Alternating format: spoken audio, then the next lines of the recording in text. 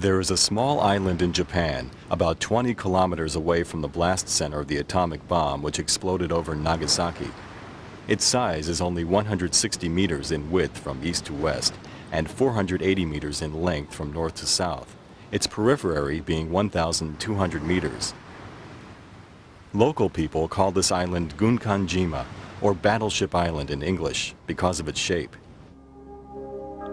Gunkanjima is an island where some of the best quality coal was produced in Japan, at a time when coal supported the modernization of the country. Post-World War II rehabilitation of Japan started with the use of this coal to produce electricity or process iron. Gunkanjima was once a floating fortress with the highest population density in the world. It supported 5,300 residents, including coal miners and their families, during its golden post-war era when coal was referred to as black diamonds. Japan's first high-rise building stood everywhere on this small island. At night, it stood bright as a nightless castle, more like a passenger liner rather than a warship, slowly cruising on the sea. Gunkanjima was indeed a symbol of Japan's modernization.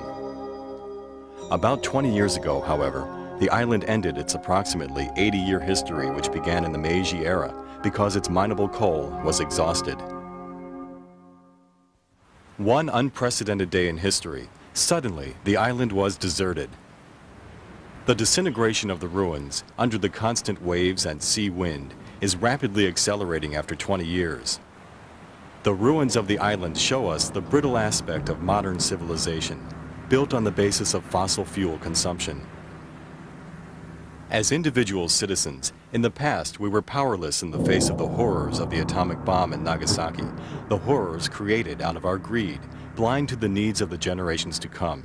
However, we may be able to begin to avoid other assaults, large and small, by re-evaluating the very core of the way we live, in light of the effect on the well-being of future generations.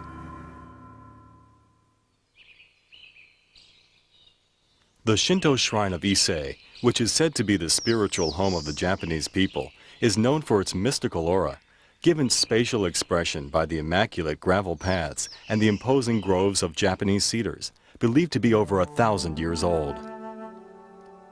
Every 20 years, Ise Jingu performs the ceremonial ritual of Shikinen Sengu, the rebuilding of the main holy shrine. Ise Jingu has 2 sites for its main shrine, so that this rebuilding may take place every 2 decades on alternate sites. This ceremony was begun roughly 1,300 years ago. The English historian Dr. Arnold Toynbee, who once visited this shrine, marveled at the place, calling it a holy space, rarely to be found in the world. The timber required for the rebuilding of the shrine is managed under a well-planned forestry scheme that looks 200 years ahead, that is, 10 generations into the future. The carpenters repeatedly rebuild the Shinmei structure in the particular architectural style employed here. Thus, through their experiences of shrine building every 20 years, the carpenters have handed down the skill and technology to their next generation. Based on the philosophy of periodic rejuvenation, that every 20 years, according to the solar and lunar calendar, everything returns to its beginning and renews itself, the great repetition is performed, the departure made into a new life, and life is reborn.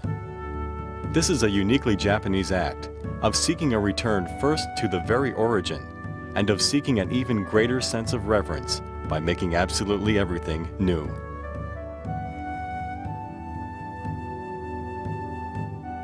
The empty plot of land, adjacent to the current shrine building, awaits rebuilding in 20 years.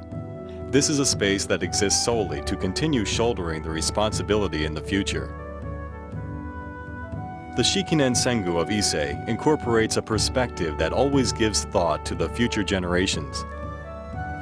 What was lacking at Gunkanjima was this vision that always keeps future generations in mind. The civilization that sought nothing but material wealth for the present generation through the mining of coal collapsed within a period of 80 years. If only some thought had been given to coexistence with the crystal clear sea, the island probably would have had a different destiny. Ise Shrine was created according to concepts completely different from those of the pyramids, the Parthenon, or other Western structures. It is at Ise that we can discover a perspective that cares for the future generations. Our thinking of the happiness of the future generations will let our hopes and dreams live on into the far future and in the great universe. Future generations, they are our conscience.